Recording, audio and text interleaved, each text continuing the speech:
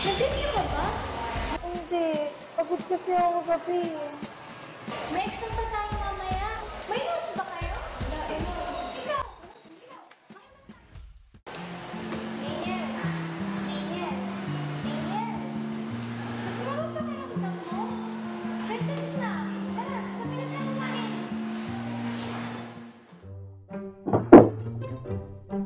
Anong ulam mo? Hotdog! Yan lang? Oo!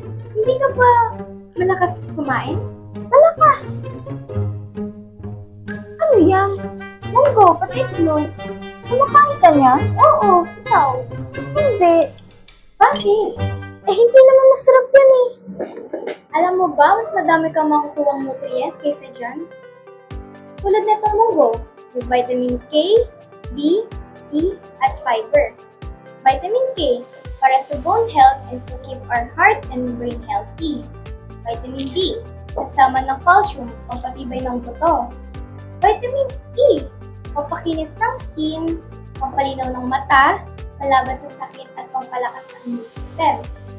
Protein, for energy, strong muscles. Itong itlog, madaming vitamins na makukuha dyan, maliban lang sa vitamin C. Ikaw, kumakain ka ba ng ibang prutas? Depende. Saging. Kumakain ka ba ng saging? Minsan. Alam mo ba at hindi tayo nawawala ng potassium? Heat ng muscles. Tulad natin na laging nagtitraining. Dito, hindi ka lang nakakuha ng vitamins yan eh. Hotdog? Fried? Taba lang yan eh. Tsaka hindi pa healthy.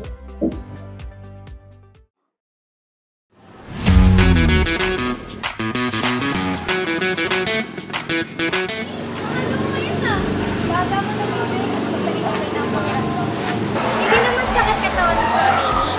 Hindi na. Basta di okay at may energy na ako. Siguro sinubukan kong kumain. More on fiber, vitamins and protein.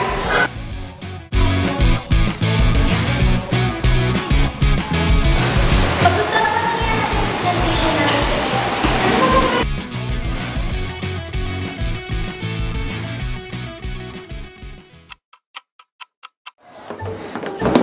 Gutom na ako. Anong baon mo? Pinawalan ako ng mama ko ng suman, kakanin at puto. Ano kakanin? Patingin? Eto, suman. Puto at kutsinta. Ikaw? Maganda-ganda si Mami. Kaya ginawa niya kami nila kuya ng pandesal sandwich. May puto rin pala. Kailan ba si Ate Josie? Oo. May dala ako. Tikman natin.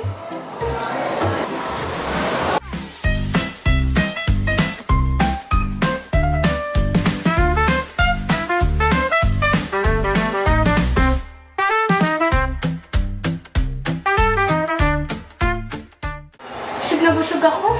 Bilisan na kaya natin to. Sige.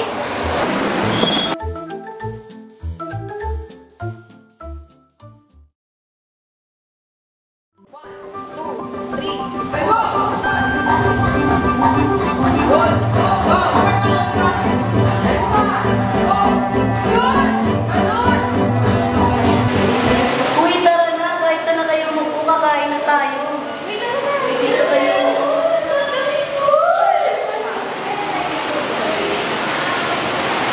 Ito pinadala sa amin ni Mami!